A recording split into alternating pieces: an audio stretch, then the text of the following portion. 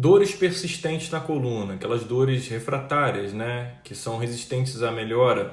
Você já foi ao ortopedista, tomou injeção, não melhora, já foi um osteopata e a dor volta, já foi um quiroprata, um fisioterapeuta, a dor volta, já fez alguns exercícios e a dor às vezes permanece. As pessoas tendem a trazer as suas hérnias de disco como filhos, né? Trazem aquele monte de exame, falam, eu tenho essa hérnia há tanto tempo, é como se estivesse criando a hérnia, né? Não por culpa dela, muitas vezes por culpa dos profissionais de saúde que a atenderam e trouxeram esse estigma da hérnia de disco, do grande caso insolúvel.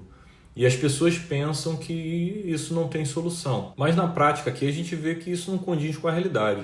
A maioria dos casos melhoram sim, inclusive tem vários casos que tem uma clínica muito boa, com exame péssimo, né? Uma hérnia de disco extrusa enorme, e a clínica não bate com o exame complementar dessa pessoa e vice-versa.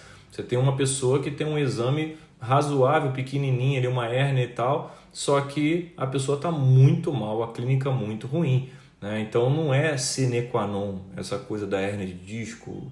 A gente tem muitas variáveis envolvidas no processo. E a variável que eu mais venho chamar atenção hoje é a variável do hábito diário, das biomecânicas, das mecânicas utilizadas no dia a dia. A gente precisa olhar assim que você ajusta um paciente, assim que você como paciente faz a consulta com o seu osteopata, com um profissional que entenda de coluna. A gente não consegue aqui resolver a grande maioria dos problemas que foram criados pelo seu corpo ao longo do tempo.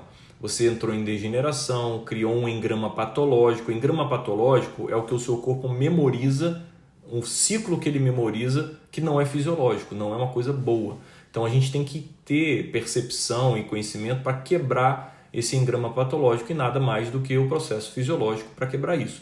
Então existem alguns passos que a gente tem que seguir, alguns detalhes que tem que ver para fazer a manutenção desse seu ajuste, dessa sua melhora. Então a primeira coisa que eu elencaria aqui seria o ajuste do eixo. Todo mundo que chega aqui não tem ajuste bom de eixo, tá? O eixo é a forma com que você fica de forma standard quando você precisa ficar em pé para fazer qualquer coisa.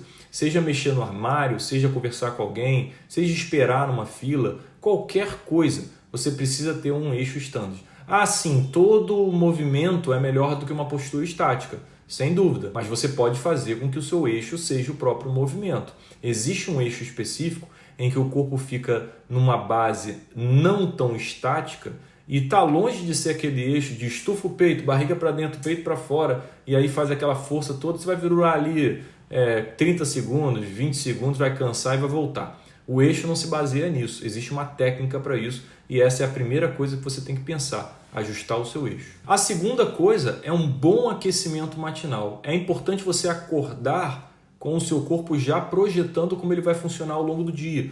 Então, se você faz uma boa mecânica simples de aquecimento, mas que envolva gradil costal, a respiração, o diafragma, você vai induzir e vai modular o sistema nervoso autônomo, aquela briga do parasimpático com o simpático, né, que vai fazer a produção do cortisol e etc. Quando você faz a mecânica ventilatória, que seria mais correta, menos afobada e faz com que as costelas se movimentem mais, você movimenta melhor a coluna de uma forma fisiológica, dando informação para o resto do dia. Esse é o passo 2. A terceira coisa é a mecânica de marcha. Por incrível que pareça, maior parte das pessoas que chegam aqui no consultório não sabem como andar. Se eu pedir para uma pessoa, anda aqui daqui até lá para mim lentamente, por favor, você pode fazer esse teste aí. Você vai se embananar. Como é que você bota o pé? Ninguém raciocina como põe o pé, como tira o pé. Então essas mecânicas da fase de apoio, fase de balanço do dia a dia, quando você pode controlar, elas são fundamentais para fazer a manutenção de uma boa mecânica ou biomecânica da sua coluna.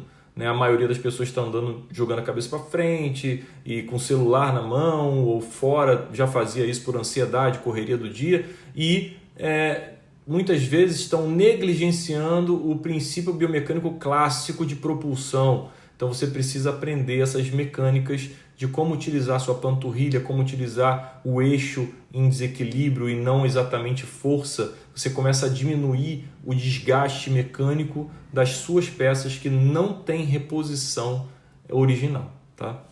Terceiro passo é isso. Quarto passo, como abaixa, como levanta para pegar o objeto, se é com semi-ajoelhado, se é agachamento normal, cada tipo de objeto que você vai pegar no dia a dia ou vai abaixar para botar na tomada, cada tipo tem uma mecânica melhor de agachamento, que geralmente os bebês que vão aprendendo, eles conseguem fazer naturalmente. A gente vai perdendo quando vai crescendo. Então isso tem que ser resgatado, óbvio que tem uma mecânica mais rebuscada porque um adulto é diferente de um bebê, né? E você tem várias questões sociais envolvidas e tal, então você tem que saber o manejo disso. Quando é que você abaixa, como abaixa.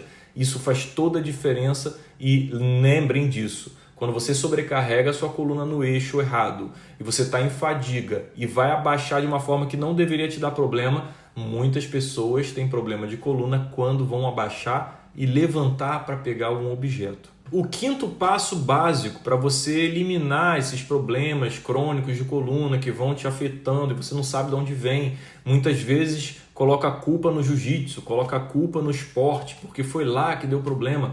Frequentemente eu pego no consultório casos que não vêm desses traumas, eles vêm de efeito cumulativo do dia a dia. Então o quinto passo muito importante é o ajuste da sua posição de trabalho, principalmente posição no computador, notebook, e agora todos trabalhando, muitos trabalhando em gadgets de celulares, tablets, né? Que são tão anti-ergonômicos, digamos. Então você precisa pegar um bom ajuste da posição de acordo com a sua antropometria, de acordo com o seu tamanho. Isso é muito importante. No geral, esses 5 passos têm que ser abordados numa alta de um paciente para que ele não retorne para você com o mesmo problema ou frequentemente com o problema que ele veio te procurar.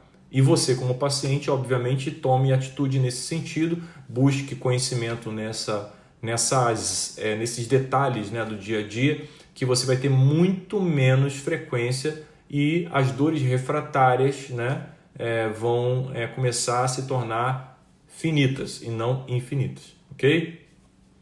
Pensa nisso. Paz.